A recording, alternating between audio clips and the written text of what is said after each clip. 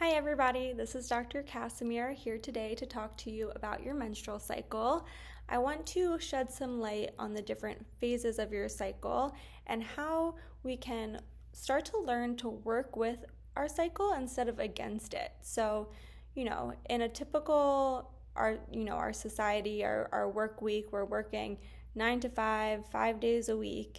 And it doesn't really give us much flexibility in terms of work schedules to really thrive as menstruating people.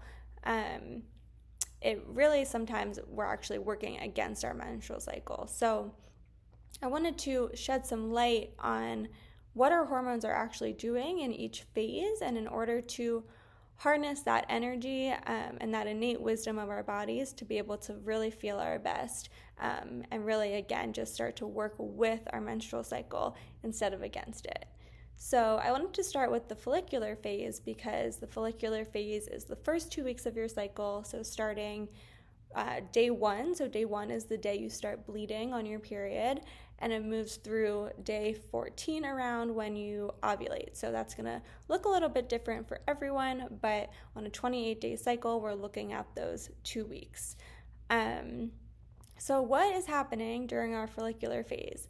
So certain hormones are increasing. So we have our follicle stimulating hormone, which is FSH, our luteinizing hormone, which is LH, and our estradiol, or estrogen.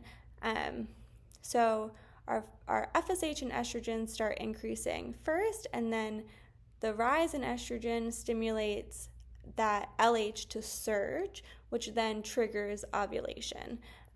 That mid-cycle event where one of our eggs are released after it's fully matured. So what does this mean for how we feel? Well, estrogen plays a direct role in our energy production in our cells. It impacts certain neurotransmitters like serotonin and dopamine, so really increases our energy and our mood. And it also increases our libido. So in preparation for that ovulation where our body's anticipating potential fertilization of our egg, our estrogen rises and stimulates our sex drive. So, contrary to popular belief, estrogen is the main player in female sex drive. Testosterone definitely plays a little bit of a role, but you might feel during your first two weeks of your cycle that your sex drive is increasing significantly. So how can we support our body's natural hormonal fluctuations during our cycle?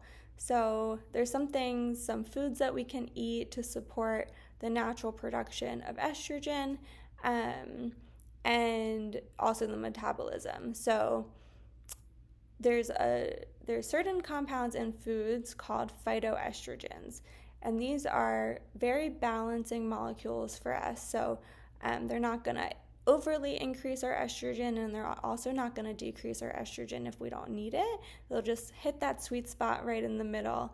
And phytoestrogens can be found in things like soy products, so tofu, tempeh, miso, edamame. It could also be found in seeds like flax seeds and pumpkin seeds, so those can be great to add a tablespoon per day during your follicular phase. Brassica vegetables are always good to have on board to help with liver metabolism of your hormones, so that includes things like broccoli, kale, cauliflower, and then zinc actually is a big mineral in helping to support hormone production, so that's always great to have on board as well. So zinc-containing foods include pumpkin seeds as well, so great for the follicular phase overall.